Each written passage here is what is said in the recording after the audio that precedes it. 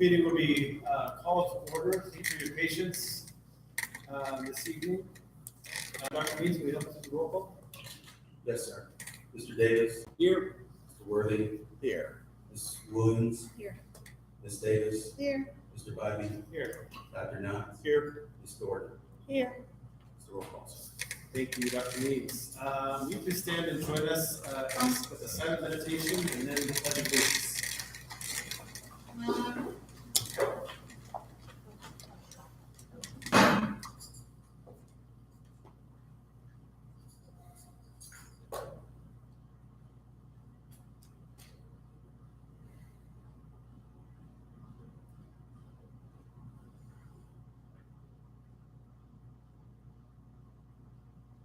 Thank you. I pledge allegiance to the flag of the United States of America and to the republic for which it stands, one nation, under God, indivisible, with liberty and justice for all.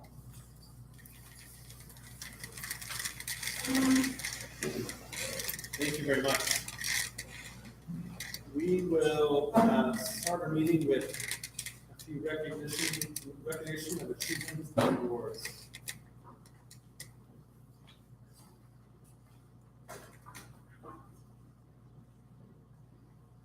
Good evening, Mr. President, Superintendent Means, and members of the Board of Education.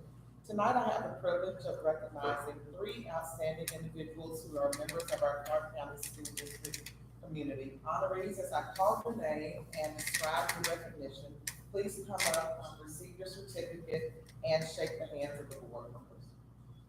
This year, Dr. Means has decided to institute a Better Everyday Award, which is reflective of our new vision and mission as a Clark County School District. This award is for members of our Clark County School District community who exemplify a strong commitment to ensuring that our district is truly better every day. Mr. Mark Martin is a math teacher at Gilsland Middle School. I'm sorry, Mr. Martin, he did not like that. At Gilsland Middle School. He is also a former Clark County School District student graduating from Cedar Shoals High School. Mr. Martin has embraced the district's core professional principles of educational equity and problem solving by spearheading and creating a Saturday morning math tutorial program for Clark County School District students. He works specifically with students from the Nellie B community. Students in Mr. Martin's program are provided breakfast and receive a high-quality tutoring in math from caring adults like Mr. Martin. And when I greeted him this evening, I asked him if he enjoyed today off, and he said to me, "It's never a day off." And I think it's that attitude that has made him truly an educator who exemplifies the qualities of being better every day. So, Mr. Martin, please come up and thank you for recognizing the assets of our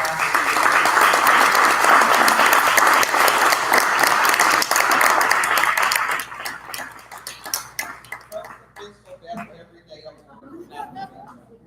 Congratulations.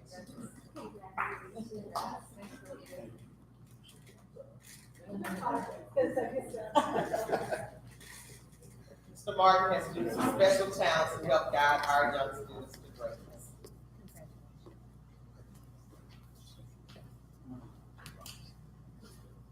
Next, we have Ms. Amanda Price, a visual arts instructor at Clark Central High School. She has brought the distinguished honor to our school's district and herself by being asked to present at a national conference that is further explained in the following manner.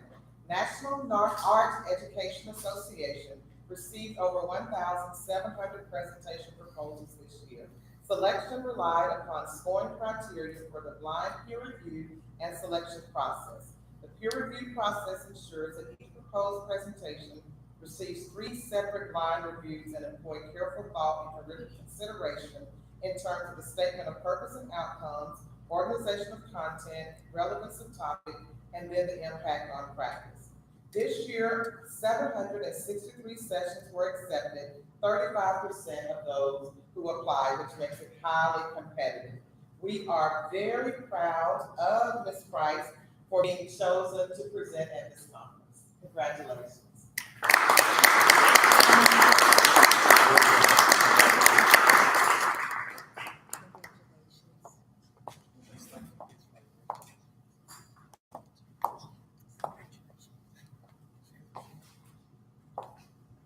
Last but not least, we have Mr. Bo Shell, a student at Cedar Shoals High School. The United States Chamber of Commerce awarded Bo Shell of Little Ice Cream Dude LLC from Athens, Georgia, with the 2018 Young Entrepreneur Business Award during its annual Dream Big Awards celebration. The annual awards ceremony celebrates the achievements of small businesses and honors their contributions to America's economic growth. Bo was the youngest of the 3 founders chosen for this award. He is a 9th grade student at Cedar Shoals High School. The Young Entrepreneur Business Award recognizes these young entrepreneurs between the ages of 14 and 20 years old who own and operate small businesses that have been successful in making an economic impact. Bo is in the AP government class with Miss Elder, who is here with him this evening, and she has been able to apply the principles learned in his class as he participated in a Main Street Ambassador program. As an ambassador, he was able to travel to Capitol Hill and met with his Georgia representatives on behalf of small businesses and tax reform. He had an awesome time and learned a great deal. Bo will be able to continue to apply the knowledge gained as he exceeds and succeeds in this Renata Elders classroom. Congratulations, Bo.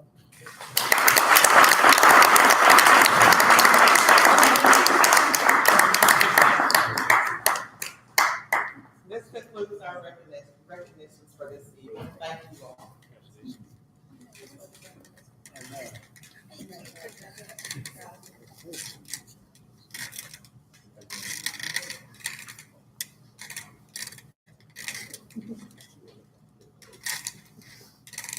Thank you, Ms. Thomas.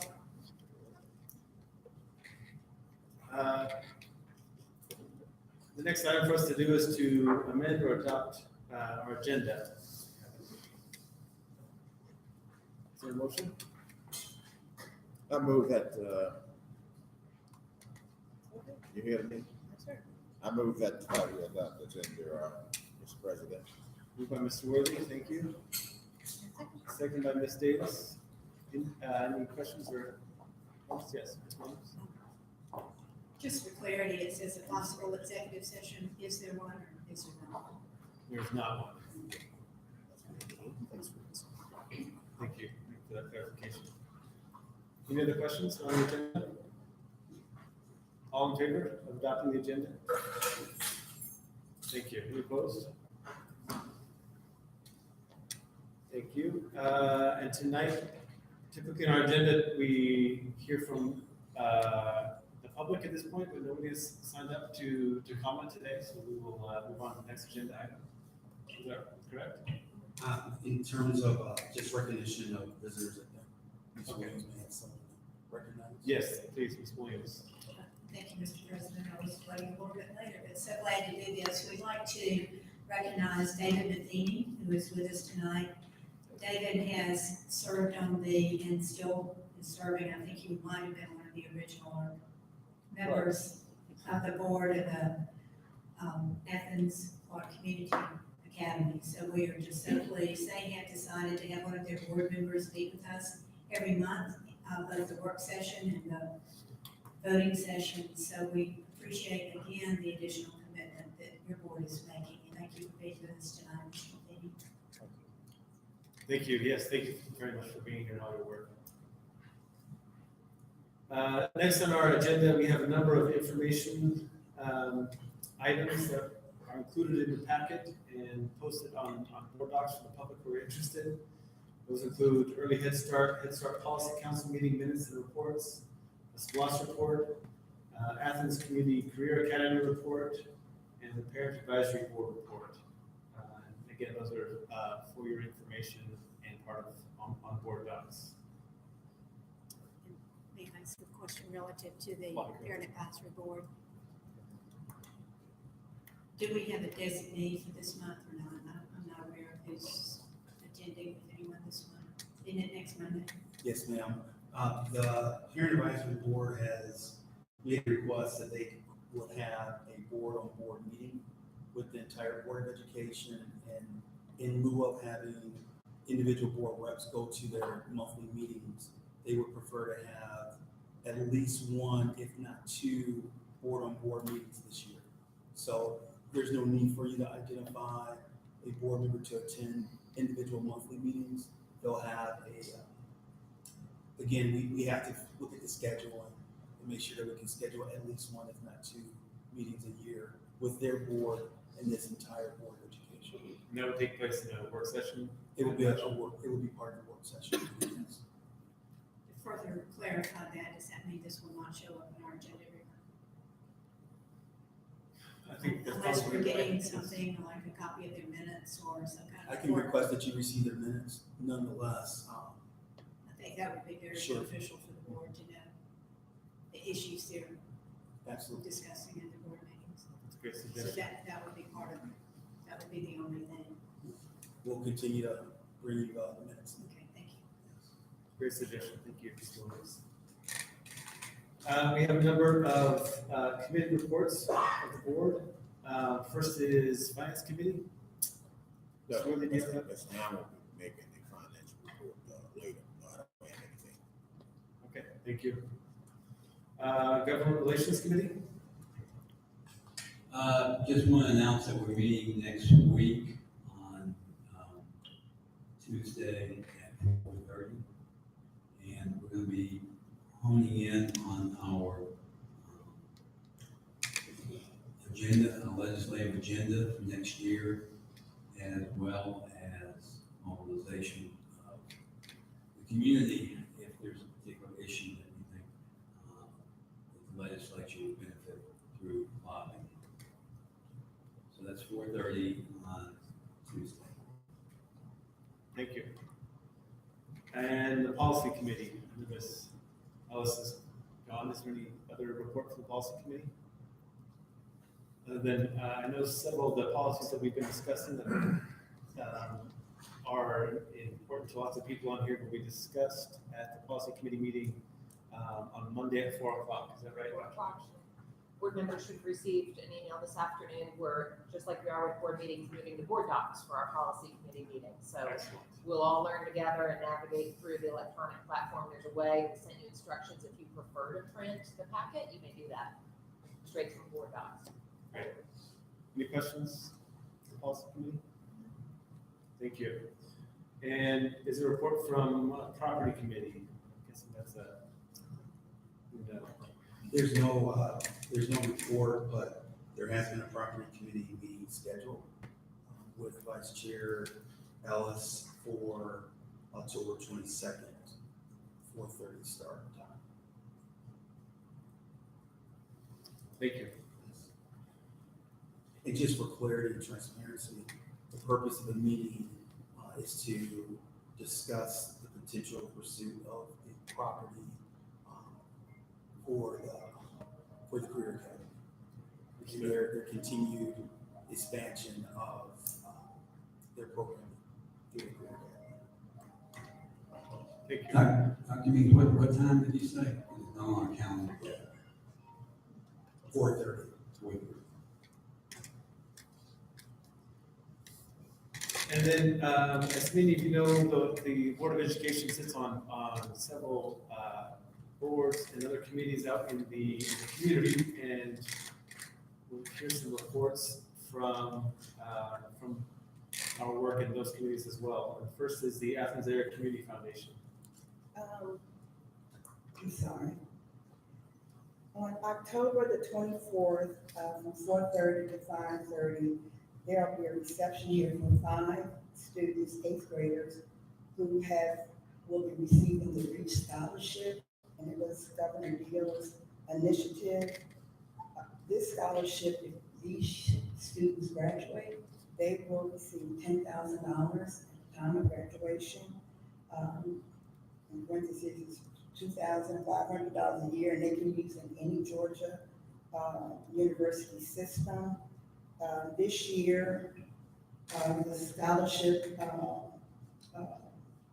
recipients are Destiny Strickland from Coyle Middle, Tayana Turner from Hillsman Middle, Joseph Parham from Clark Middle, Lynn Palm of Bernie Harris Lyons, and Jose Jimenez Cortez of Coyle Middle.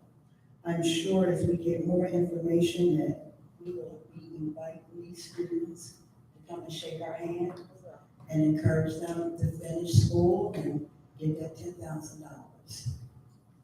The other thing that is not part of my committee, but as Commissioner-elect, we met last night at Sandy Creek Nature Center, and it is amazing. And we partner with the Sandy Creek Nature Center already. I know we have an agreement with them. We were all really impressed. I haven't been out there, I think, since my boys were young. But on November the 30th, they're having a reception for the Clark County School District, for board members, and for principals to come and see the new things that they have out there. And I just wanted to put that out there. I don't know how the invitations are going to be sent out. It's going to be on, I think November. It's October, it's Halloween. It's in October. 31st of October. So this is, so we should, if we can go, because they're doing after-school programs, they're doing hands-on learning, they're doing a lot of things that I think we could benefit. And my question was, with all the good things you're doing, you know, we should be kind of connected to these type of initiatives. Look for the invitation. You will not be disappointed if you go. Thank you. The next item is Community Oversight Committee, and I'll give that report. We had a meeting on October 9th, so just a few days ago. And in this committee, we discussed all the projects that we have, we're spending SPOS dollars on. So there's, we're wrapping up a few punch list items on Old Thorpe Avenue Elementary School, but that school is fully functioning and going well. We're also digging into a project here at the Career Academy around a cosmetology lab, which will be state-of-the-art and one of the best in the state cosmetology labs when it's all finished. We have students who are signed up and ready to go when that opens first of the year. Is that right? We have projects going on at Full Middle School, at Bernie Harris Lions, and at Hillsman. All these projects are also on track to and be completed as scheduled, and they're going well. If you drive past Hillsman, you'll start to see the skeleton of a building peeking out over the fence. So that's exciting news. And sales tax revenue, we also do a report on the sales tax revenue, which has been healthy, and we are starting to see that that the football season bump in sales tax revenue, which is always a good thing to see, and so we appreciate all of that and all the athletic programs that draw people to town. Next report will be from Envision Athens.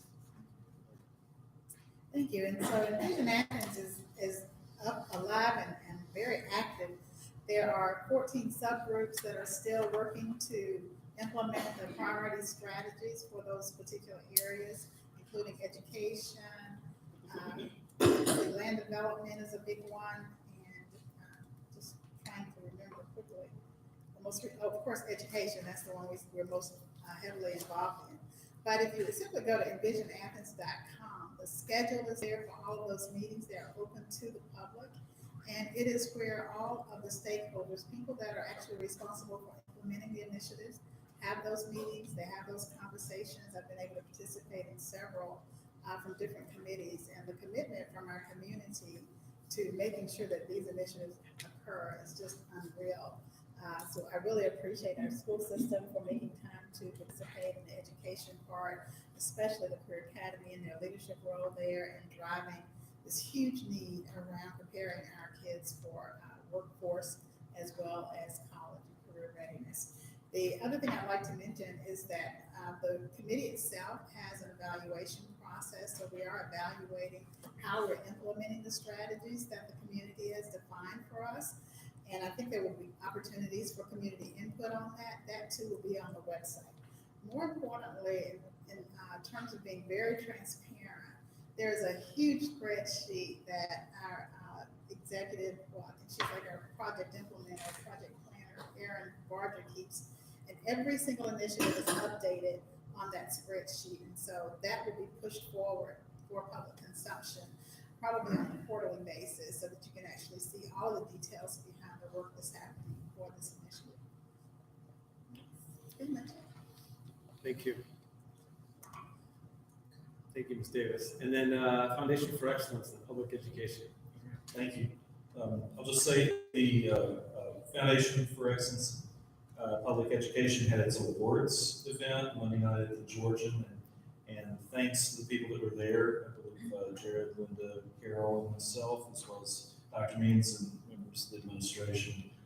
The FFE board greatly appreciates the recognition that's been provided to its awardees and the connection with the board. And so I know they would like me to convey that they're very happy with the relationship, and we'll just keep doing that in the future. It was an awesome event. It was really great to hear from all the award winners. Thank you for that report. And finally, Georgia School Board Association. I have no report. Thank you.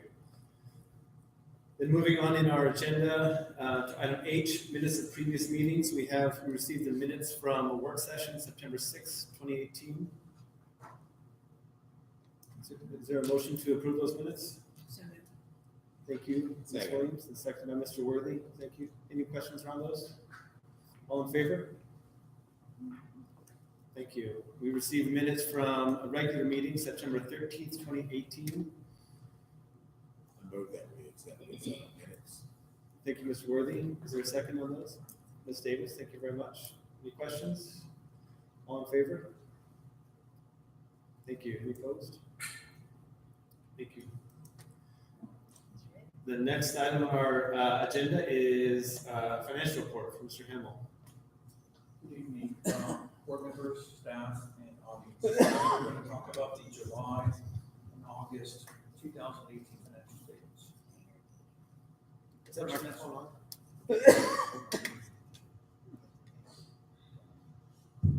Okay. It's too tall.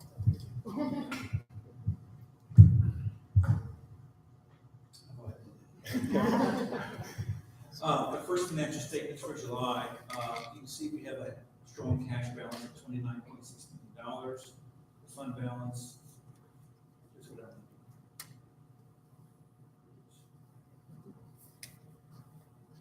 And our fund balance at the end of the month for July was $24 million. We go further down to the revenue expenditure worksheet. July and August usually are light months because we have a lot of accruals. We move back to June. For the month of July, in total, we had revenue recognition of $625,000. We had expense recognition of 2.4, almost $2.5 million. If you could switch over to August real quick, Lynn, please.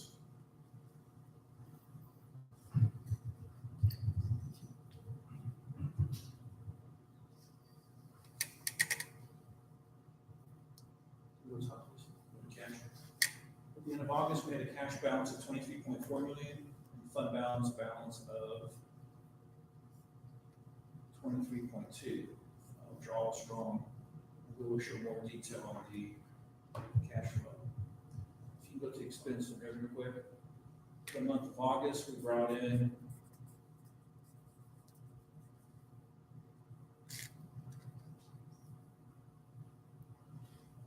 $1.77 million in revenue, and we had $7.56 million in expenditures.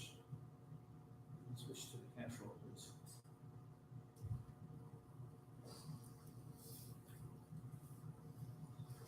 What you're looking at is the cash flow broken down by month. The columns in yellow are actual data, the columns in blue are budget data, broken down by month by function level. Can you make it a little bit bigger, please? Just go to the right. So with 2 months of actual data and 10 months of budget data, you go down to the end of the revenue. There you go. We had projected $150.1 million in revenue. Currently, with 2 months of actual data versus 12 months of budget data, we're predicting $150.3 million in revenue. So right now, we have a surplus in revenue over budget to about $178,000. Go down to expenses, please. On the expense side, 2 months of actual data, 10 months of budget data, we have a projected expense budget of $150.99 million. Currently, we're projected to have 150.7 expenditures. So right now, we are under expending our budget on expenditures by $290,000. Combined of those two amounts is that we have a deficit built in the budget right now currently of $848,000. With the extra revenue and less expenses coming in, that deficit right now is only at $379,000. Can you switch to the KPIs, please, Lynn?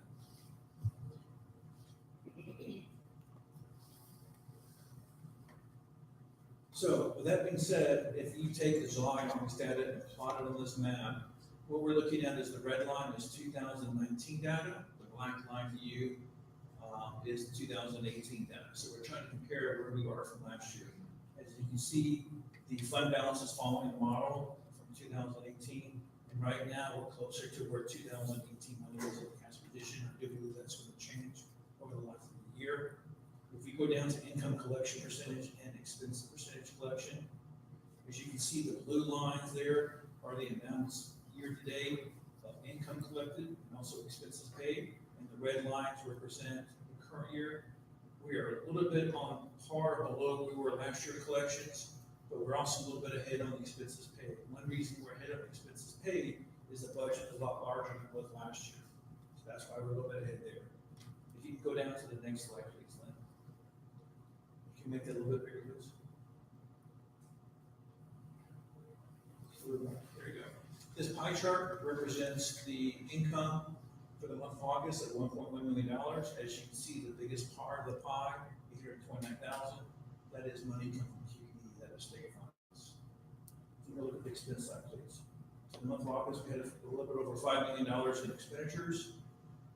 As you can see, the biggest part of that pie are the 1.4 and the 1.5, and that represents instructions and maintenance and operations. And the last one, please. Second to last. What we do here is we take the budget for revenue and the budget for expenses, and we plot it out from July through June. So the black line is the budget plotted out, and the red line overlapping it is the expenses, is the actual data for budget revenue and budget expenditures.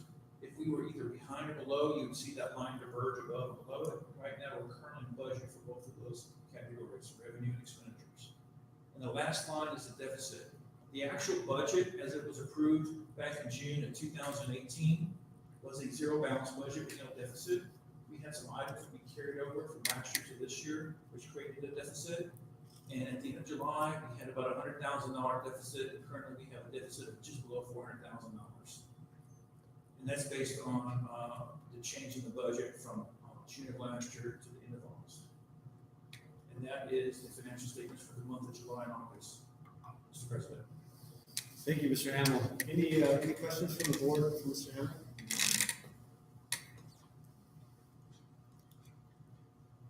Can I have a motion to approve the financial report? So moved. Thank you, Dr. Knox. Is there a second? Thank you, Ms. Williams. All in favor? Thanks so much.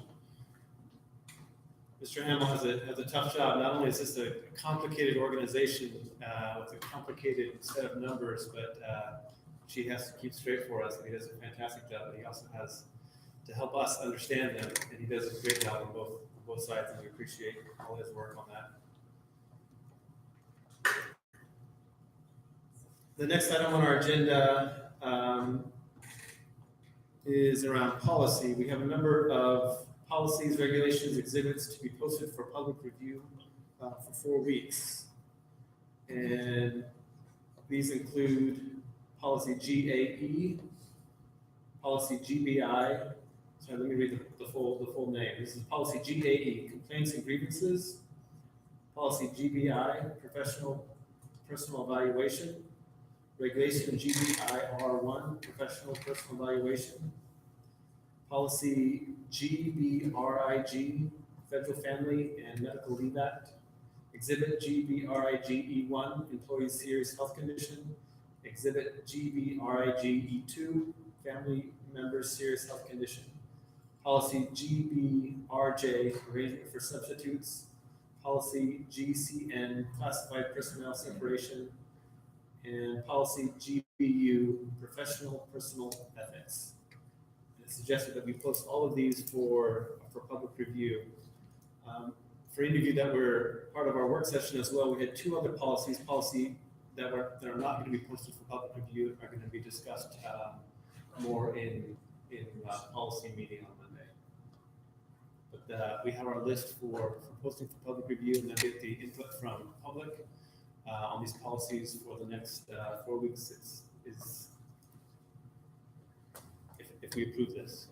Is there a motion to set these up for public review?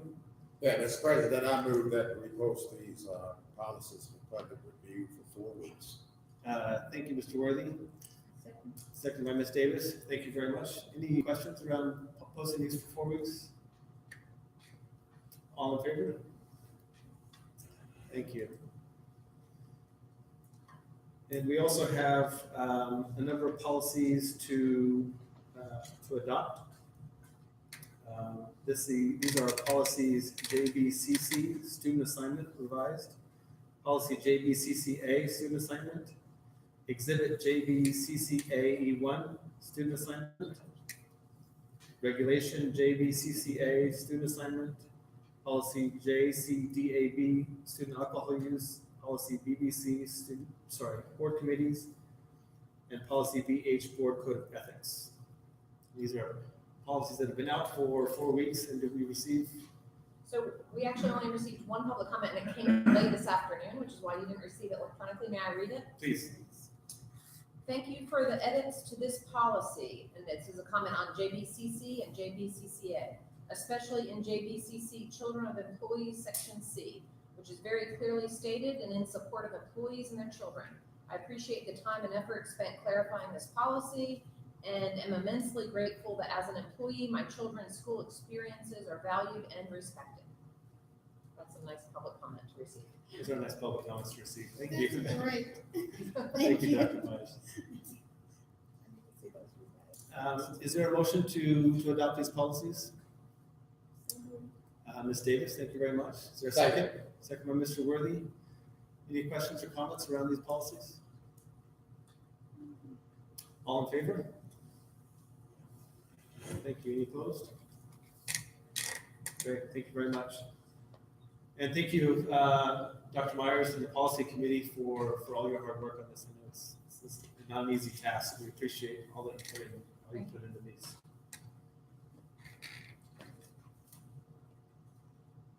Item K on our agenda is the superintendent's report. Thank you, Mr. President, board members, community. Only a few items. The first is just to, I don't know if we've recognized and talked about this issue, but our transition over to board docs is a very important and I think newsworthy item.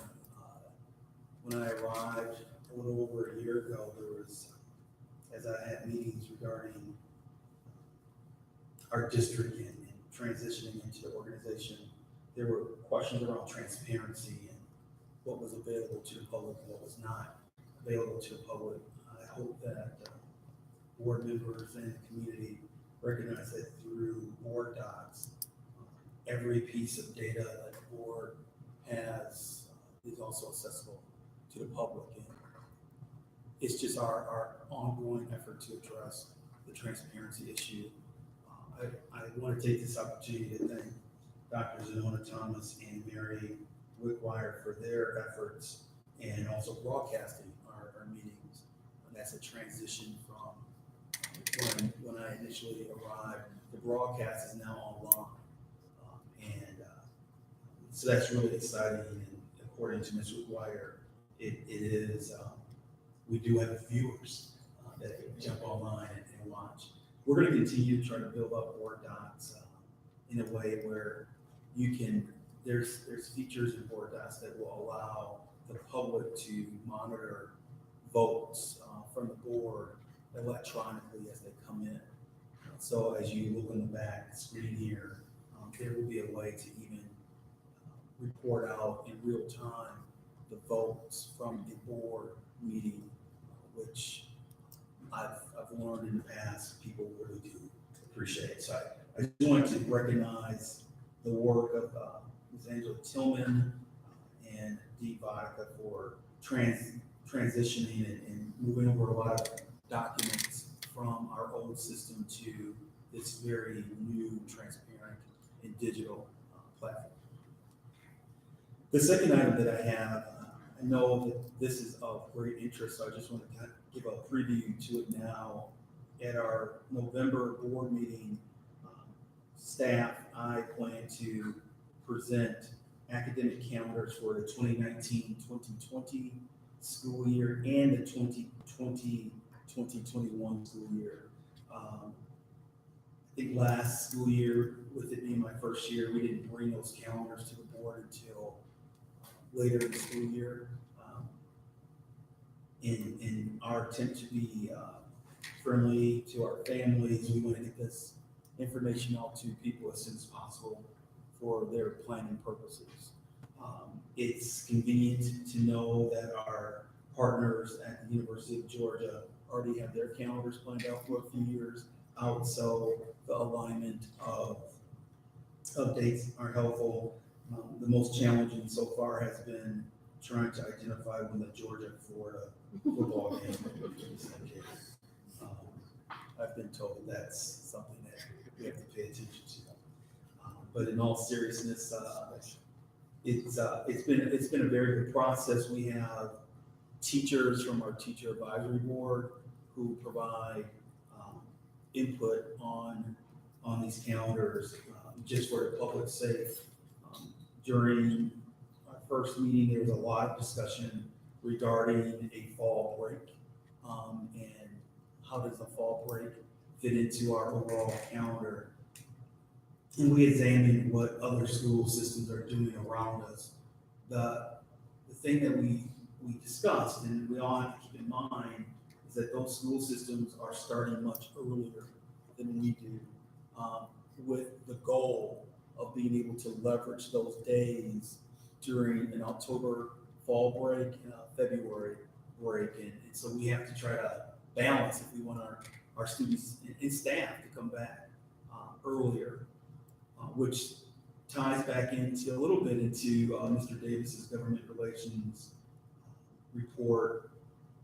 We should all just be aware of the fact that there's a bill that has been floated in the legislature, and I assume it will be taken up in the next session of placing a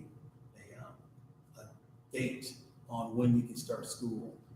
The tourism industry here in the state of Georgia have stated that it's detrimental to their business to have school start so early, and so they're floating a bill to mandate that schools cannot start until after Labor Day. We should continue to watch that bill.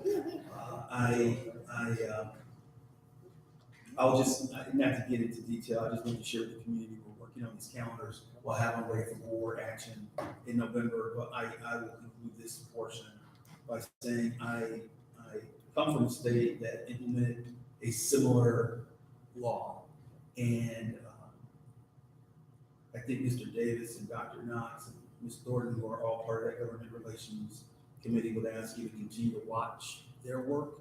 If we have to advocate against that bill, we should be prepared to do so in the name of local governance and local control being taken away from this Board of Education. I can attest to the fact that if that law is put in place, it's virtually impossible to turn it around. The tourism industry is that powerful. And so we'll need to have parents speak out if that moves forward. But my sole purpose was to just let families know that they can start planning based on the calendars that we'll present next month. Two final points. We have parent-teacher conferences next week, the 17th, 18th, and 19th. We're really excited about the opportunity to partner with parents again. We have a high attendance rate from our families to parent-teacher conferences, and we viewed it as an opportunity for us to dialogue and talk about what the next steps are in helping young people grow, not only academically, but socially and emotionally. So we encourage all of our families to come out for parent-teacher conferences, 17th, 18th, and 19th. I think we're very close to having our board workshops, workshop dates confirmed for November 2nd and 3rd. We're finalizing the agenda now. I have a meeting with our board president, vice president early next week.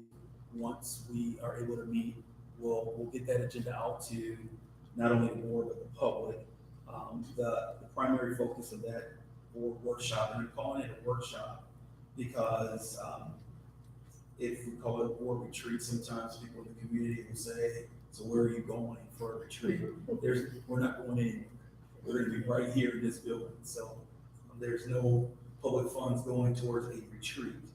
So that's why we're calling it a board workshop. And the primary focus of that workshop will be to unpack the administration's recommendations around our future facility use report. That report will include a lot of different items that I believe will be of the interest of the community. So again, our preliminary dates are November 2nd in the evening from 6 to 8:30, and Saturday, November 3rd from 9 a.m. to 1 p.m. And again, the primary purpose is to unpack many components of our comprehensive future facilities use report.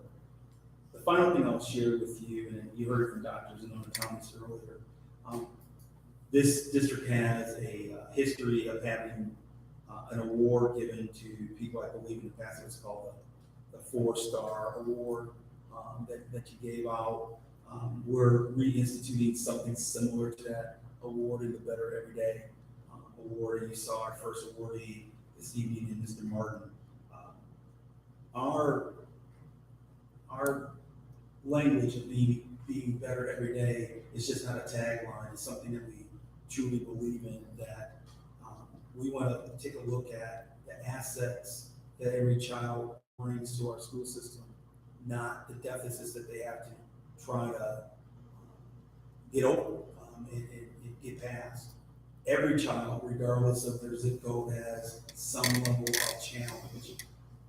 What we're trying to convey, what I firmly believe in, is that we have to look at the assets and the promise and the gifts that every child brings to our school system and what every family brings to us as a talent. A couple weeks ago, my wife went out of town, and we only had one child, but for 5 days I had my daughter, and the staff heard about it because that was interesting. At times it was a challenge for me to get her dressed, get her fed, get her to school. And I thought about that in the context of, we have families in our community who didn't have all the advantages that I had during those 5 days to get their children, not their child, but their children ready. And it put it in context for me as well, because my wife went home to see her mom. My mother-in-law is a woman who has a high school diploma. She raised 4 children, and 3 are college graduates, and 1 is served the military with an honorable discharge. I share this story to say my brief 5-day period of taking care of my one child pales in comparison to what many of our families go through every day, and they don't have the same resources that I had during those 5 days. And when I think about my mother-in-law, who had a high school diploma and worked hard and got her children to a better place, I share this story with you to say that we always have to look at the assets that our families bring to us, and not talk about what they don't have, and not spend so much time discussing the trauma that they're coming from, because I think that minimizes their greatness that they bring to our classrooms, that they bring to our schools, and there is never one right answer. And I think when you have a great town like Athens, Clark County, there's going to be various opinions, and all those opinions should be held and honored. But when I think about our kids, and our kids who work hard to come to school every day, and families who work hard to get them here, I want to always have those conversations from the perspective of, let's talk about what they bring to the table and the asset that they bring, versus discussing things in a way where it almost feels like we're trying to fix them, and that here's something that's going to help them, where in reality we're ignoring the beauty and the magic that they already bring to us. That's the conclusion of my report. I would be remiss if I didn't say that we had a great team that made a very difficult decision yesterday to close school based on the reports that we had at the time. It looked like we were going to have some tough weather. I'm thankful that we did not. If anything, it's an unofficial fall break for children and staff. Thank you for listening to my report. Thank you, Dr. Means. And I'd like to echo the big thanks to all of your staff. You know, it really takes a village to, you mentioned the board talks and streaming the meetings. It takes a lot of people to help us be educated and pull off a good and productive meeting, and to keep our kids safe, like you did with calling school off today. So just wanted to echo that thanks from the board, and we appreciate all the work we put into it. Any questions for Dr. Means on his report? I also wanted to mention, this isn't scientific by any means, but when you mentioned the possibility of starting school after Labor Day, 100% of the students in the crowd were nodding excitedly, and 100% of the parents in the crowd were shaking their heads. Take that for what it's worth.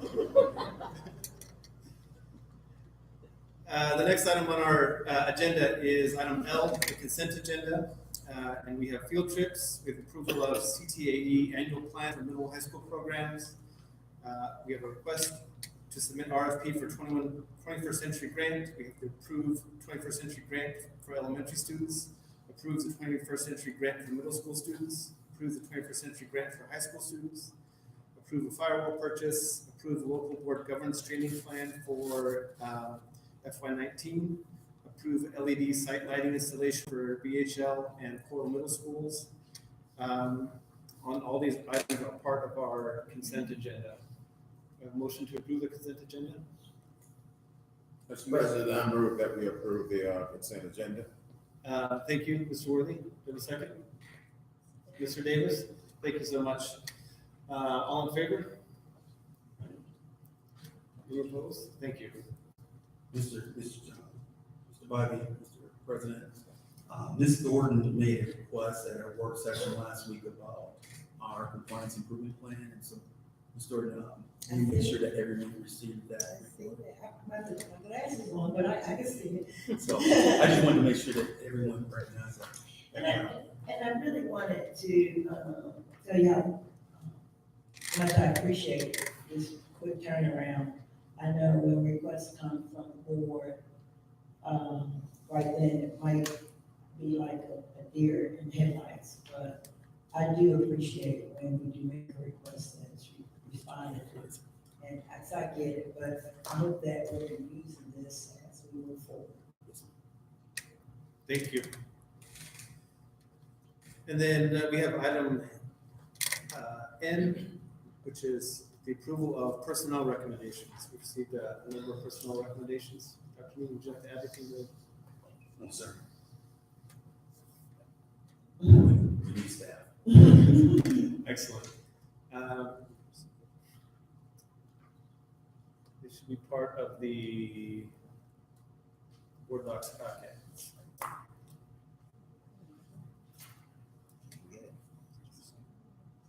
I have it here in my binder, so I'm gonna see.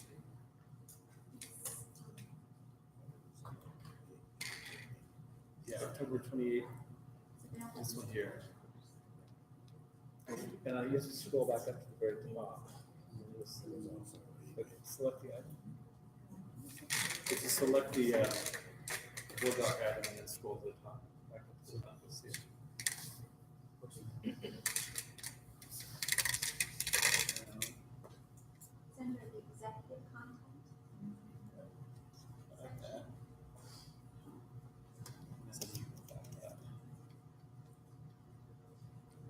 It's not available. If you're logged in, it's the executive. So if you're logged in, okay, You have to be logged Logged in. in the public. right, because they have all the names on it. Okay. Is there a motion to approve these personal recommendations? Ms. Thornton, thank you very much. A second, Ms. Davis? All in favor? Yes. Go ahead and turn your mic on. Thank you. Dr. Means, where are we in terms of, are we fully staffed now in terms of particularly certified staff?